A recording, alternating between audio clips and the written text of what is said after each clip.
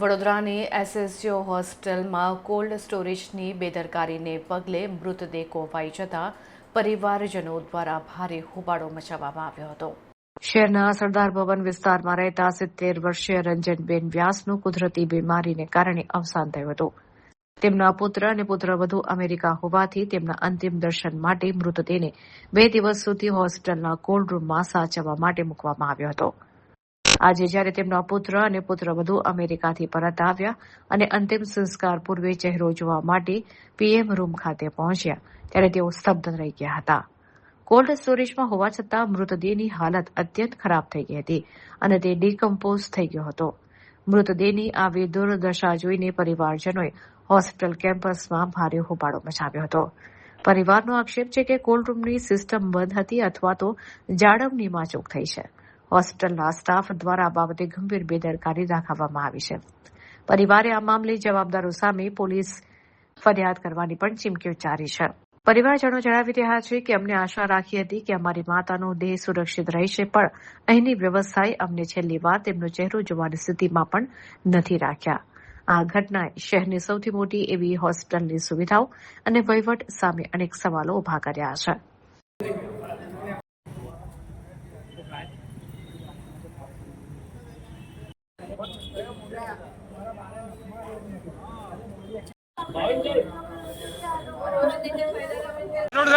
Interview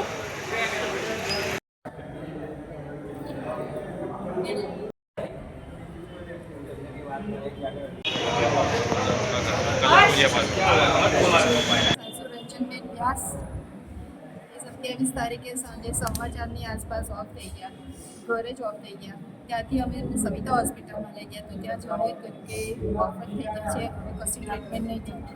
અને મારા જેઠાણી અમરીશભાઈ વ્યાસ, અંતિમાબેન વ્યાસ યુએસએ છે, એ ત્યાંથી અહીં આવવાના હતા એટલે અમે એમને મોટા દવાખાને કોલ્ડ સ્ટોરેજમાં રાખ્યા. 6 વાગ્યાની આસપાસ અમે અહીંયા આગળ એમને 1 નંબર વોર્ડમાં જે કોલ્ડ સ્ટોરેજ હોય એના 1 નંબરના મૂક્યા. ત્યાર પછી અમે આજે 29 તારીખે સવારે 8 વાગે એમને લેવા માટે આવ્યા. બોડી 1 નંબરમાંથી 3 નંબરમાં ટ્રાન્સફર કરી દીધી. અમને જાણ પણ ના કરી.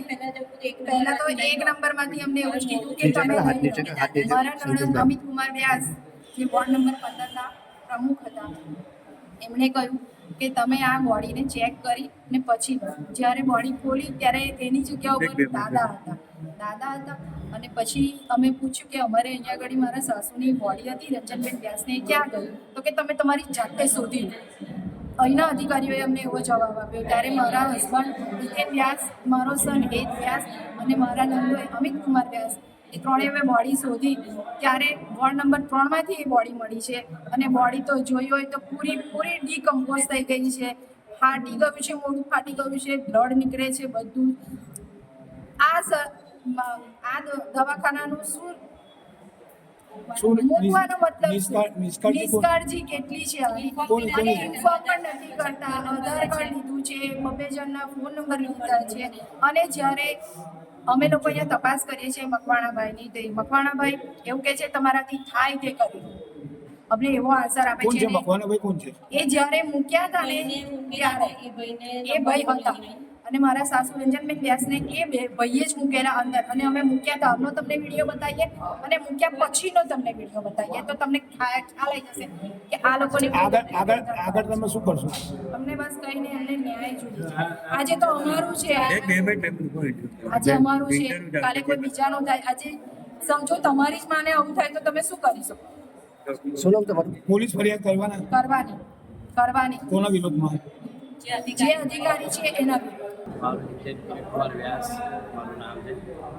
મારા મમ્મીનું નામ રંજનબેન છે. અમે પરમ દિવસે મારી મમ્મીની બોડી કોલ્ડ સ્ટોરેજમાં મૂકવાયા તો E1માં હતી એમની બોડી. ત્યારે એકદમ સ્લીમ બોડી હતી. 2 દિવસ પછી મારો ભાઈ યુએસએથી આવવાનો હતો એટલે કોલ્ડ સ્ટોરેજમાં મૂકી અને કીધું કે 2 દિવસ રાખવાની છે તો E1માંથી E-Cમાં જતી રહી આવી રીતે. તો આખી બોડી ડિકમ્પોઝ થઈ, આખું મોડું ખુલી ગયું અને જે બોડી હતી એના કરતાં 4 ગણી ડબલ બોડી થઈ ગઈ.